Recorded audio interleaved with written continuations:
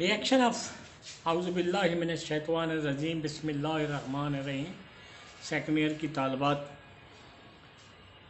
उम्मीद है आपका कल एतवार का दिन अच्छा गुजरा होगा और अल्लाह करे आपकी सारी ज़िंदगी अच्छी गुजरे। तो हम अब पहले बोरान के बारे में पढ़ा और अब हम एलुमिनियम के बारे में पढ़ते हैं। Reactions of aluminium. सबसे पहला रिएक्शन है एयर के साथ, क्या बनेगा? Aluminium oxide. लेकिन कहता है कि अगर ये टेम्परेचर 800 डिग्री हो तो फिर एलुमिनियम ऑक्साइड के साथ एलुमिनियम नाइट्राइड भी बनता है। नीचे देखें, एलुमिनियम नाइट्राइड भी बनता है और इस अमल में इतनी एनर्जी खारिज होती है, तकरीबन 76,000 कैलोरी एनर्जी खारिज होती है। 76,000। उससे ये होता है कि हम इसको फ्लैश लाइट फ़ोटोग्राफ़ी जो है, फ़ोटोग्राफ़ी के अमल में जो वो अपना रोशनी होती है, वो एलुमिनियम को हमने ऑक्सीजन से मिलाकर रखा होता है और जब बटन दबाते हैं तो एलुमिनियम और ऑक्सीजन का अमल होता है, एलुमिनियम ऑक्साइड बनता है। इतनी ज़्यादा हीट निकलती है कि जिससे हम फ्लैश लाइट फ़ोटोग्राफ़ी को कर सकते हैं। तो इसमें छोटा सा एक सवाल यूँ भी बन सकता है कि why aluminium is use in flash light photography, क्योंकि इसमें हीट बहुत ज़्यादा खारिज होती है और ये रिएक्शन एक्सोथर्मिक होने की वजह से हम इसका इस्तेमाल फ्लैश लाइट फ़ोटोग्राफ़ी में करते हैं। When a piece of aluminium sheet is exposed to moist air, thin continuous coating of aluminium oxide बनती है और इसको ये फर्दर किसी किस्म के जंग लगने से भी बचाती है। ये भी साथ है, which prevent further attack on the metal by atmospheric oxygen and water under normal condition।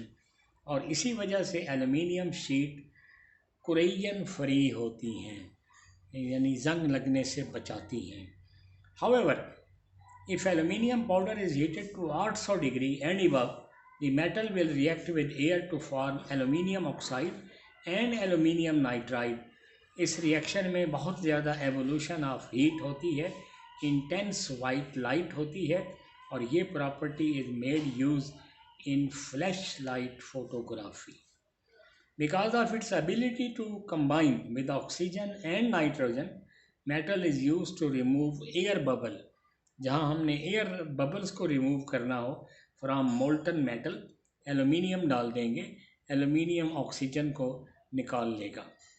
Salt solution, नमक के जो महलूल हैं उन पर एलुमिनियम का जंग लगता है बहुत बुरी तरह से, इसलिए एलुमिनियम और एलुमिनियम एलाइज जो मैरीन यूज़ हैं, जो बहरी जहाज़ वगैरह हैं, उनमें इसको यूज़ नहीं किया जाता।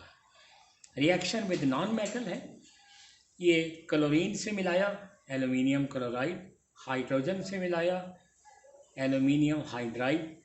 तो एलुमिनियम जो है वो हैलोजन से मिलती है, सल्फ़र से मिलती है, नाइट्रोजन से मिलती है, फास्फोरस से मिलती है, कार्बन से मिलती है। इन तमाम चीज़ों से इसके अमल होते हैं, लेकिन एक रिएक्शन उसने सिर्फ एलुमिनियम का दिखाया है।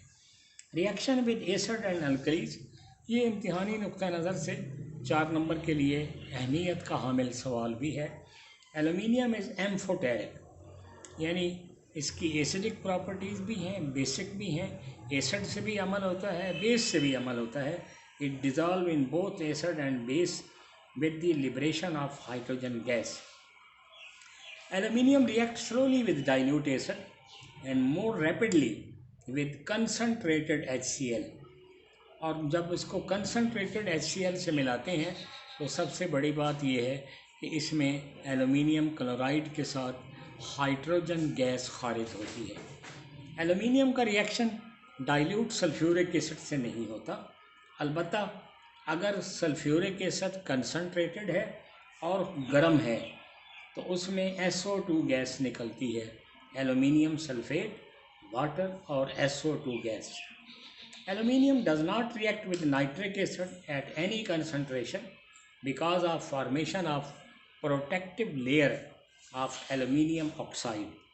ये एसिड यूज़ होता है to render the aluminium passive, aluminium को मज़ीद रिएक्ट होने के काबिल ना रहने देना।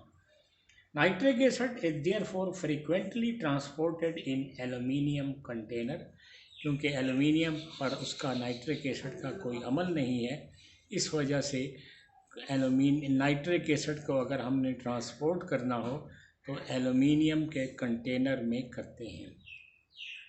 एलुमिनियम का रिएक्शन NaOH के साथ भी है, पानी के साथ NaAlOH4 जमा हाइड्रोजन सोडियम एल्यूमिनेट इसको कहते हैं, with the evolution of hydrogen.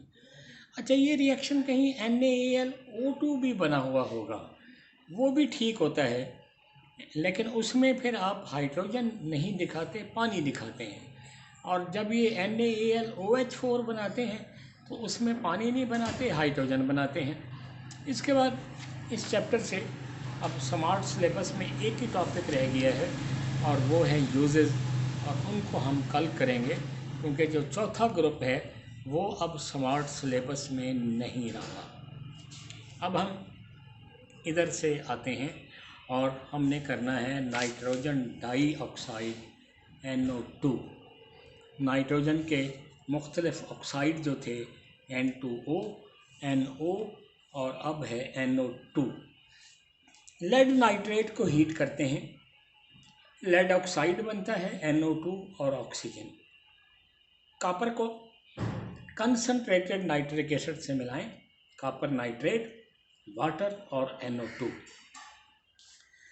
ये जो रिएक्शन है इसमें सबसे पहली बात ये है, असल रिएक्शन यहाँ से है कि इसको अगर 140 डिग्री पर हीट करें, 140 डिग्री पर, तो ये NO2 पहले असल में देखें NO2 गैस है, जब इसको हीट किया NO2 लिक्विड बना, जब इसको मज़ीद हम ले जाते हैं तो ये N2O4 सॉलिड बनता है, और N2O4 सॉलिड से NO2 गैस बनेगी और NO2 गैस से NO ऑक्सीजन बनेगा।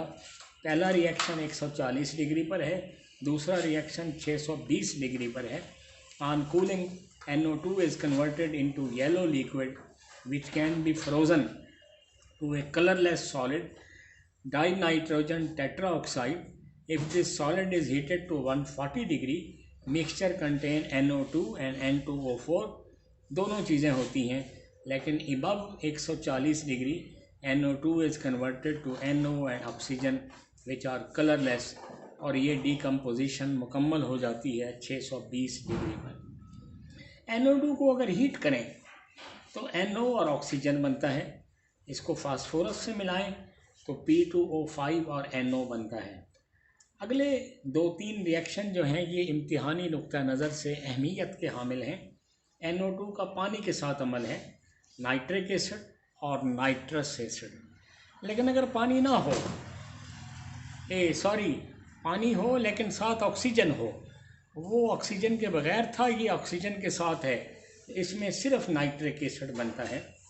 फिर इसका रिएक्शन है NaOH वाटर और ऑक्सीजन के साथ, इसमें फिर नाइट्रिक एसिड हासिल होता है। NaOH और NO2, NaNO3, NaNO2 और वाटर, 3 चीज़ें बनती हैं। इसी तरह KOH है, उसमें भी यानी पोटाशियम नाइट्रेट भी बनता है, पोटाशियम नाइट्राइट भी बनता है, पानी भी बनता है।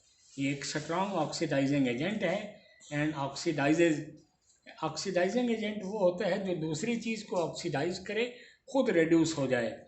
And oxidises H2S to sulphur, ferrous sulphate to ferric sulphate, Ki2I2 reaction दिए हैं H2S के साथ, वाटर सल्फर NO, FeSO4 के साथ in the presence of sulphuric acid, ferric sulphate, water NO, और Ki के साथ KNO2 और I2। इसके साथ ही आज का लेक्चर ख़त्म, और बाकी फिर हम कल आगे करेंगे।